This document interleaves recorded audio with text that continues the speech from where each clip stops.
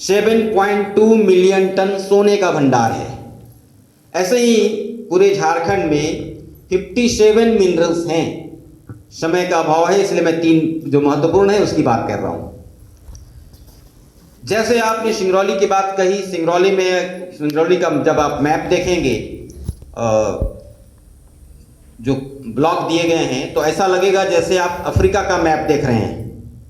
Africa का map देखा है, ध्यान से देखिएगा, तो लगेगा कि स्केल बैठा दिया और यूं खींच दिया, ये तुम्हारा है, ये तुम्हारा, ऐसा है कि मतलब वहाँ स्थानीय लोगों का कोई कीमत नहीं, उन लोगों ने ऊपर से ऐसे ही बांटा है। ठीक वैसा ही उड़ीसा में बांटा है, वैसा ही झारखंड में किया गया है। झारखंड का एक पार्ट की बात मैं कह रहा हूँ, बड़का गांव में, जहाँ से मैं आता हूँ और बहुत लंबा संघर्ष चल रहा है वहाँ। बड़का गांव पूरे 84 गांवों का एक प्रखंड है।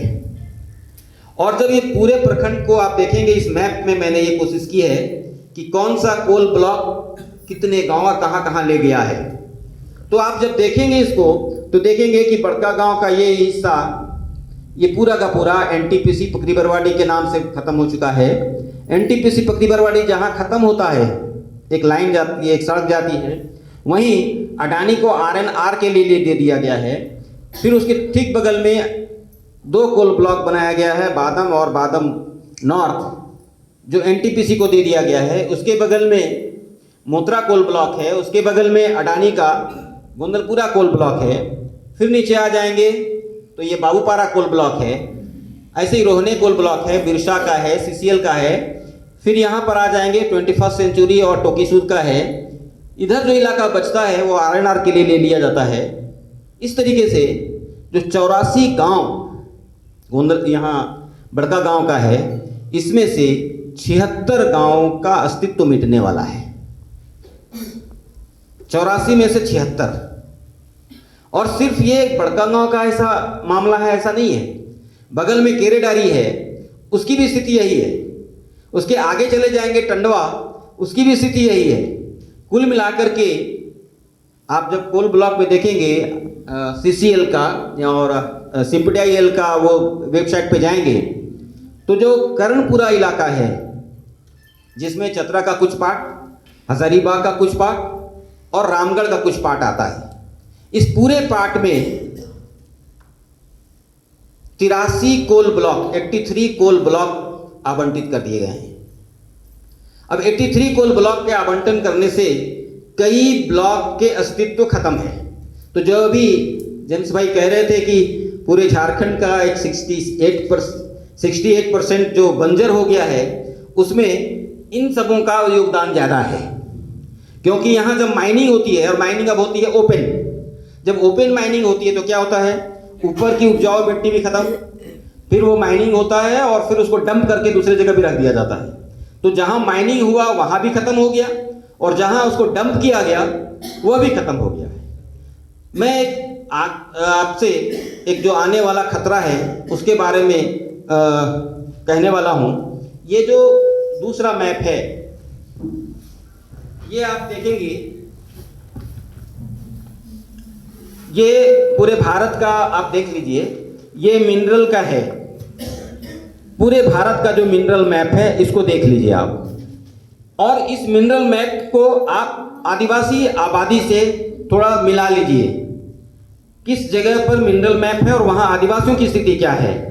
तो आपको पता चलेगा सुदूर जो नॉर्थ ईस्ट है वहाँ से लेकर के ये झारखंड का पूरा इलाका, ये जो आप देख रहे हैं छत्तीसगढ़ का इलाका, उड़ीसा का ये पार्ट, मध्य प्रदेश का ये पार्ट, आंध्र प्रदेश का ये वाला हिस्सा, कर्नाटका का ये हिस्सा, महाराष्ट्र का यहाँ, इस तरीके से ये गोवा का यहाँ, ये पूरा का पूरा ये जो पार्ट है, जहाँ सभी जगह चूंकि माइनिंग होनी है, तो माइनिंग होने से क्या होने वाला है, लगभग इस देश का 20% गांव, ये माइनिंग डिपार्टमेंट कहता है, 20% गांव निकट कुछ वर्षों में 25 से 30 साल के अंदर इन 20% गांवों का नामो निशान मिटने वाला है।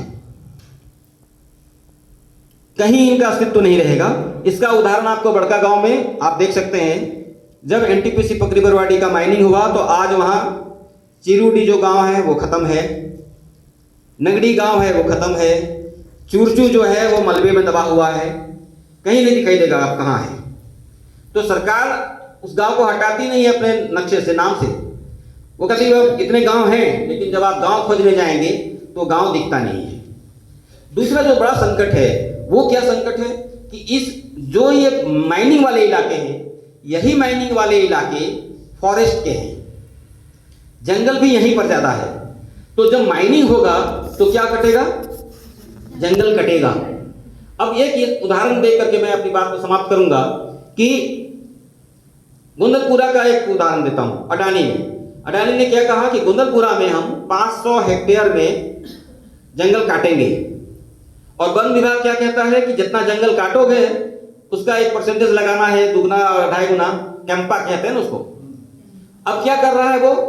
एक जगह 500 हेक्टेयर जंगल काट रहा है और 8 जिलों के 25 गांवों में वो जंगल लगा रहा है ना, पेड़ लगा रहा है। जंगल तो नहीं कहेंगे उसको, क्योंकि 5 एकड़ में जंगल नहीं होता। कहीं 8 एकड़ लगा रहा है, कहीं 5 एकड़ लगा रहा है, कहीं 20 एकड़ लगा रहा है, तो वो बगीचा लगा रहा है। जंगल को उजाड़ करके बगीचा लगा रहा है और कह रहा है कि हमने कंपा से पूरा कर दिया है। मैं जिस खतरे की बात कर रहा हूं वो ये कह रहा हूं, यहां कितने हमारे साथी हैं जो अपने बचपन में बोतल का पानी पिए थे? बचपन में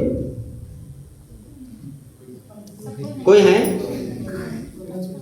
अपने बचपन में बोतल से पानी 10 रुपये 20 रुपये का जो बोतल भी आ रहा है, पिया था आपने? क्यों नहीं पिया था?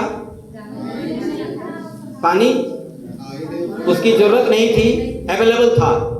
ये जो विकास की नीति चल रही है, जब आपने अपने जीवन में बोतल का पानी देख लिया है तो आगामी 5 से 10 साल में आपके सभी के कंधे पर ऑक्सीजन सिलेंडर टंगने वाला है, ये मैं गारंटी देता हूं।